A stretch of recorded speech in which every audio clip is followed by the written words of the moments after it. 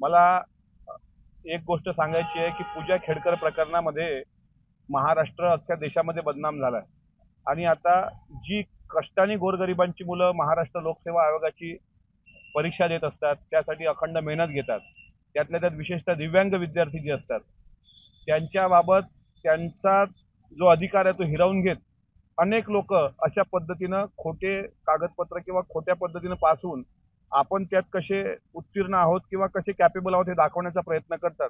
सध्या अकोला भागात या जिल्ह्यात सुद्धा असा प्रकार उघडकीस आलाय आणि येतोय. आज एमपीएससी उत्तीर्ण 9 दिव्यांगाची प्रमाणपत्रे जी संशयास्पद आढळली म्हणून त्यांची मॅटकडून फेर तपासणी व्हावी असे आदेश आज दिले होते. आम्हाला अशी अपेक्षा आहे की कुठल्याही दिव्यांग बांधवावर अन्याय होणार नाही.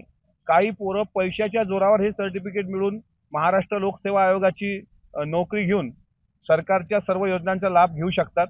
त्याच्यामुळे पूजा खेडकर प्रकरणात अगोदरच बदनाम झालेला महाराष्ट्र लोकसेवा आयोगाच्या प्रकरणामध्ये बदनाम होता कामा नये. याची गंभीर दखल महाराष्ट्र लोकसेवा आयोग आणि महाराष्ट्र सरकारनं घ्यावी अशी मी सरकार म्हणूनच सरकारला विनंती करतोय.